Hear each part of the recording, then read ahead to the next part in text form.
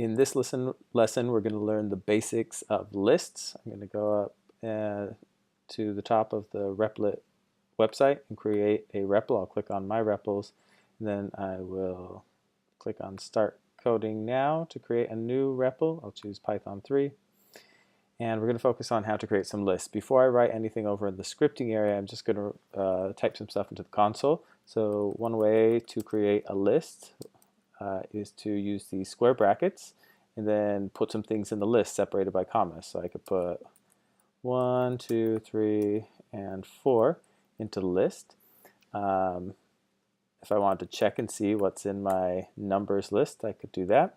If I wanted to check what the length of the numbers list is, I could use the len function, and I put the numbers list into the function. So I get 4.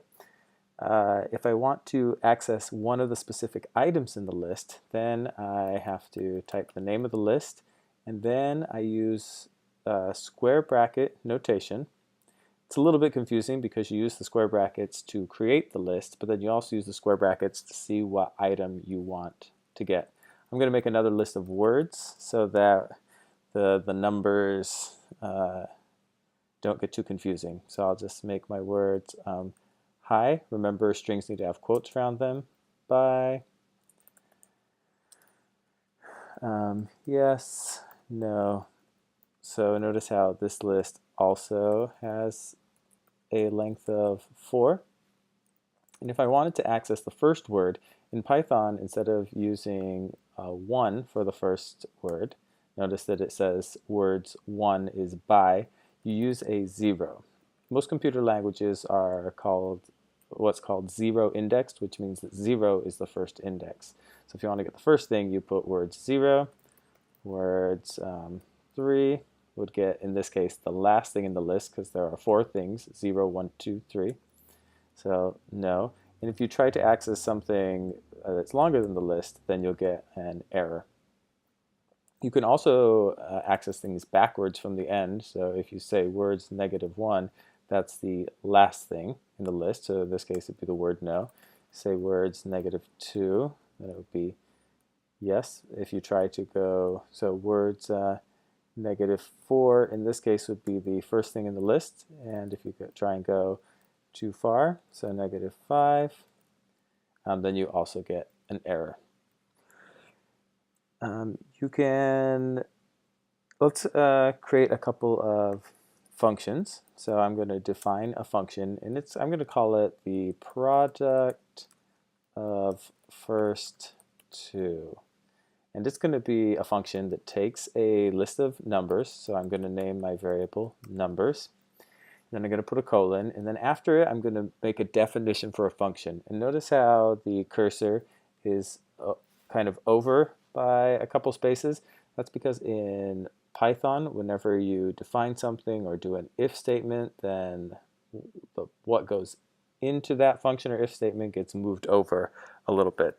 And it should just automatically do it for you as you're typing it in. So basically, I'm going to do this 2 different ways. I'm going to do it first a little bit longer, so I'm going to create a variable called first number. And remember, the way to get the first number from a list is to type the name of the list and then the square brackets, and remember the first thing has a 0. The second number is going to be the item 1, so you use index number 1, and then the product of these 2 numbers, product means multiply, so I'm going to multiply the first number times the second number, and then when you have the answer that you want to use for the function, then you have to return it. So I'm going to return product. All right, so I'm going to run this REPL. Notice how nothing showed up over here because the only thing that happens is that my function got defined.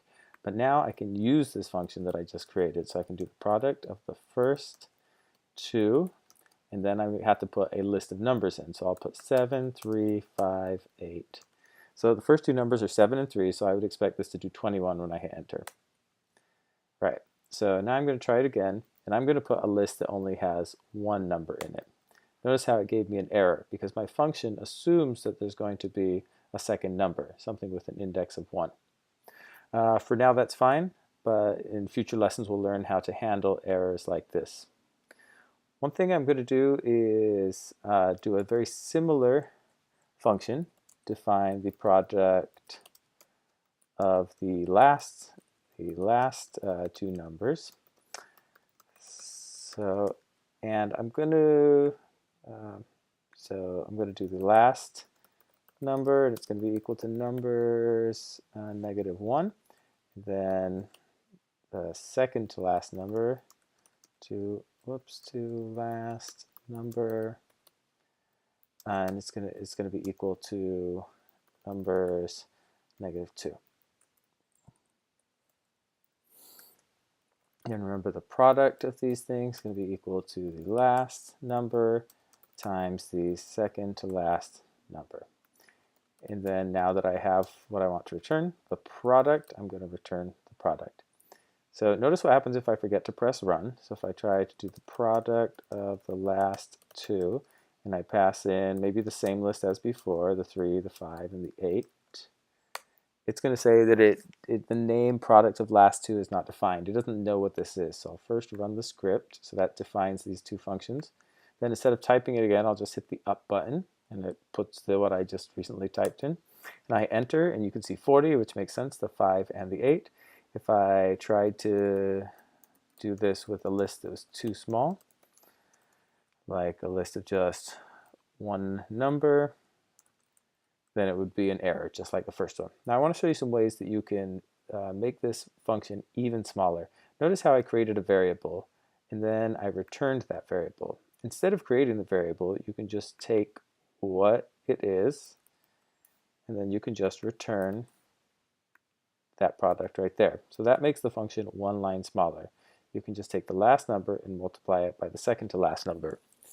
Now another thing that you can do to make this a little bit smaller, anyone who does computer programming knows that this -1 means the last number. So if you create a variable called last number, it's not really necessary because people who do programming know that that -1 means the last number. So instead of making that variable, you can just put last number. And also, people who do programming in Python know that a -2 means the second to last number. So instead of creating a variable, you can just put second to last number. So all these lines where I created variables weren't really necessary. All I had to do was take the last number and the second to last number, multiply them together, and whatever that is, I'm going to return that. So you can run this, and then if I press up and try it, you see that it still works. So we could also shorten this first one up here. So it could just be product of, I would just take the first thing, the first number, the second number, and then delete this, and so it's shorter. Now, depending on your opinion, this might be harder to understand. It's usually easier to understand if you use variables with names to show what you're doing as you're going along. But if this is easy enough for you to understand, then you can just make your function this small, and that is perfectly fine.